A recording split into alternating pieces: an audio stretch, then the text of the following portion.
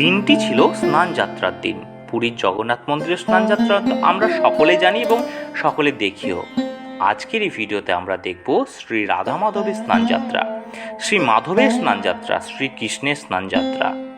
তো বন্ধুরা, চলুন আপনাদের নিয়ে যাই মুর্শিদাবাদের সেই লালবাগ অঞ্চলে নবাবের রাজ্যে শ্রী শ্রী রাধা মাধবের মন্দিরে। Good morning, good afternoon and good evening. Applied study হবে আপনাদের সকলকে স্বাগত জানাই।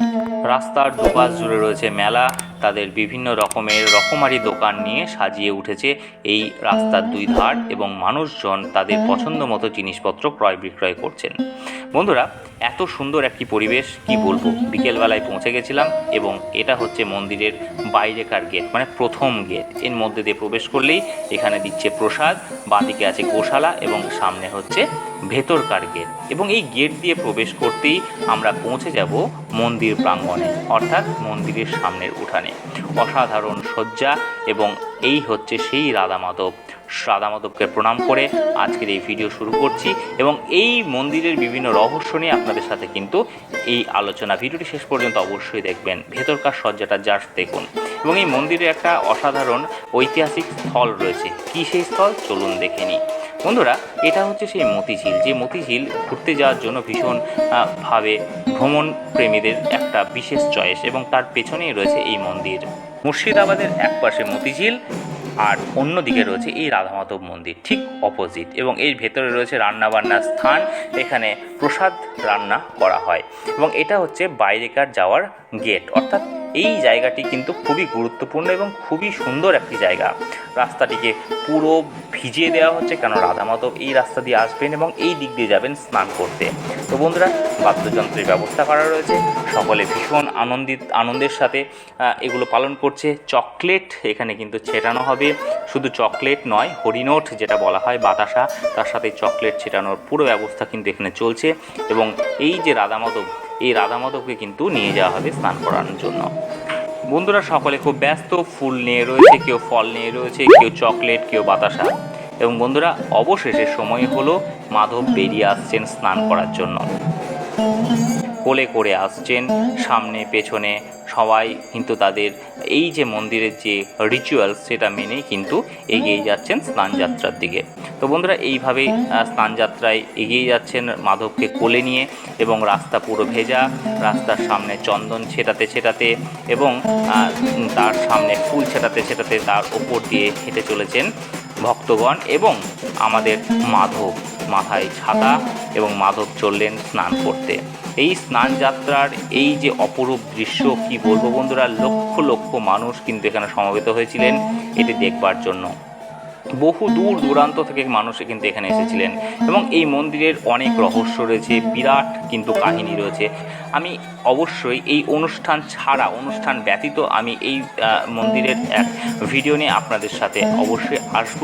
সঙ্গে থাকবেন, চ্যানেলের সাথে থাকবেন, চ্যানেলটিকে সাবস্ক্রাইব করে রাখবেন এবং লাইক কমেন্ট শেয়ার করতে ভুলবেন না। জাস্ট দেখুন আপনারা কি পরিমাণ মানুষের এখানে ঢল নেমেছিল।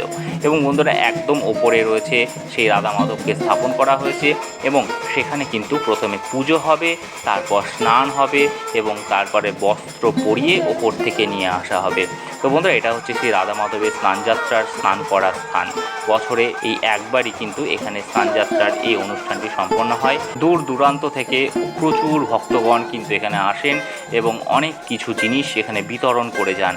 বন্ধুরা, আপনারা দেখে বুঝতে পারছেন যে ওপর থেকে দেখুন কিভাবে বাতাসা চকলেট ছোড়া হচ্ছে, এবং নিচে ভক্তগণ দাঁড়িয়ে রয়েছেন এই মাধবের স্নান দেখবার জন্য। তো বন্ধুরা, দেখুন মাধব এবার কিন্তু স্নান করা শুরু করে দিয়েছেন, এবং এই দৃশ্য দেখবার জন্য মানুষ দূর দূরান্ত থেকে কিন্তু এখানে পৌঁছে গেছে। বন্ধুরা, রাধা মাধব মন্দিরের অবস্থান মুর্শিদাবাদের লালবাগ অঞ্চলের মতিঝিলের ঠিক পূর্ব দিকে। মন্দিরটি আনুমানিক 1800 শতকের দ্বিতীয়ার্ধে প্রতিষ্ঠিত হয়, আর এই মন্দিরটি আটচালা বা নবচালা ধাঁচে নির্মিত। পোড়ামাটির কারুকাজ ও পুরনো ইটের নির্মাণ শৈলী রয়েছে, কিন্তু বন্ধুরা বর্তমানে এটাকে একটু রেকটিফাই করা হয়েছে, একটু সংস্করণ করা হয়েছে। মতিঝিলের পূর্ব পারে এই মন্দির থাকায় আশেপাশে অনিন্দ্য সুন্দর পরিবেশ, শালীনতা ও নীরবতা বিরাজ করে।